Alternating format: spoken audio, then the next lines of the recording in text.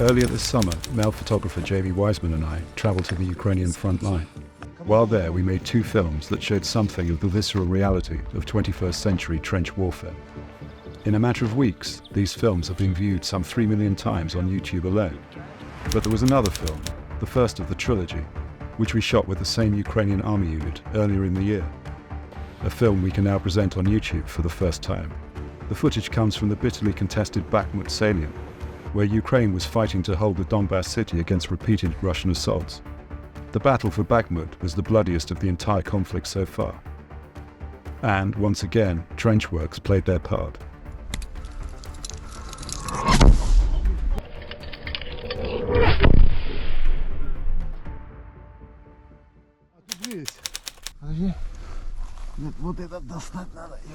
We all have our morning rituals, which might include a cup of tea and a tidy-up around the home before the day starts in earnest.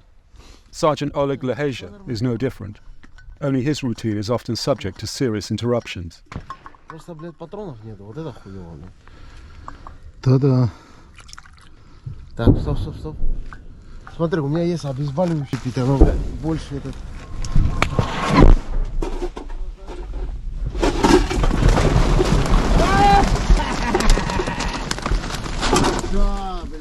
Like that Russian artillery near miss on his frontline trench in the besieged Ukrainian city of Bakhmut.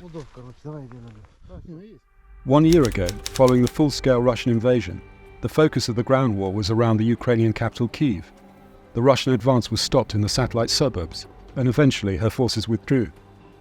Now, aside from daily air raid alarms and occasional missile attacks, something like normal life and most of the population has returned to the capital city.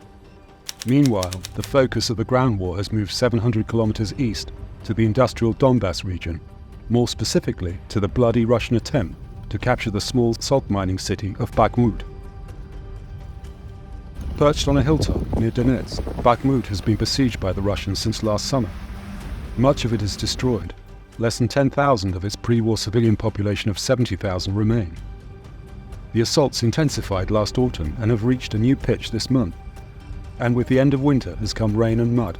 Lots of mud. Roads have become rutted tracks, junctions quagmires.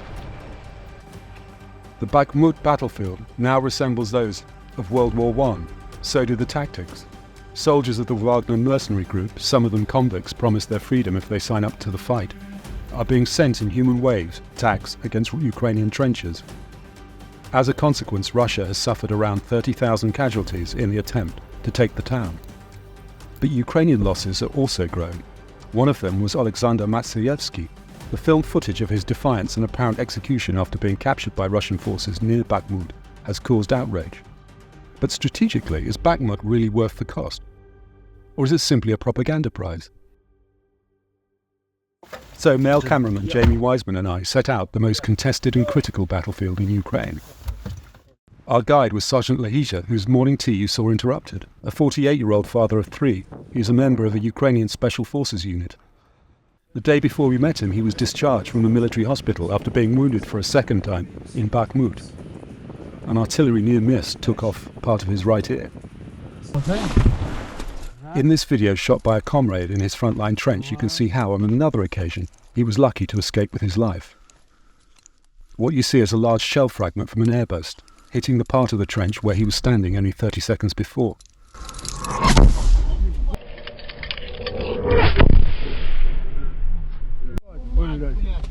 Вот, возле нас прямо.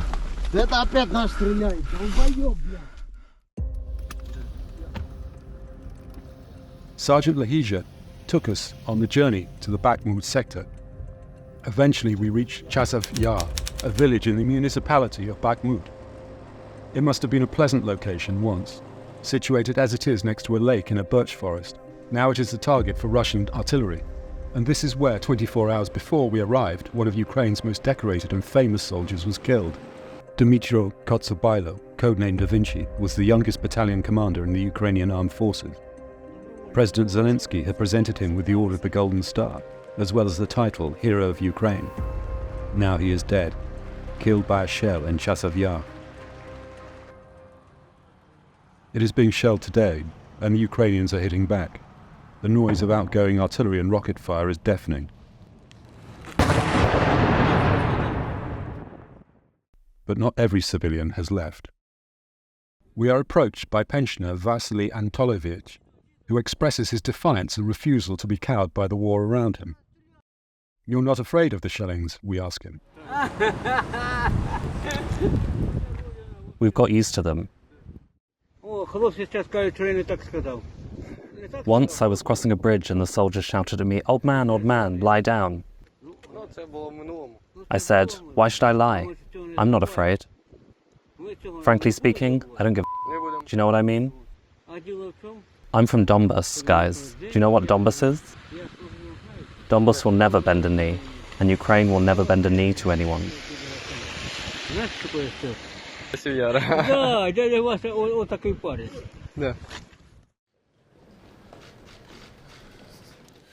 Hours before we arrive here, the NATO Secretary General, Jens Stoltenberg, says that Bakhmut could fall to the Russians within coming days. Bakhmut may eventually fall in the coming days. Therefore, To a background of artillery and rocket fire while sheltering from the torrential rain, I talked with Sergeant Leheza about his experiences in Bakhmut and the prospect of Ukraine holding the city. He has been told that after this battle, he may be sent to the UK for specialist training. For the past 2 weeks, the front line was flexing 500 meters in one direction and 500 meters in the other. Some military guys believe that if the Russians make one single massive assault, they will probably break our defense. But they haven't done it yet. The Wagner mercenaries are low-life homeless people. They do not behave like military people. They are sent in waves. First batch of 30 people gets destroyed, and then the next. And this gets repeated maybe 10 times. It looks like Putin wants to get rid of these people rather than win the battle. Yes, there are a lot of talks about a retreat from Bakhmut. Our commanders know best, though. We can't say that Bakhmut must be abandoned. My personal belief is that we have to hold it. Bakhmut has become for our soldiers a symbol of resistance. It is in our souls. But any piece of our land is a symbol for us. From Bakhmut we can change the tide of war, but we need more armor and more equipment. It is quantity versus quality.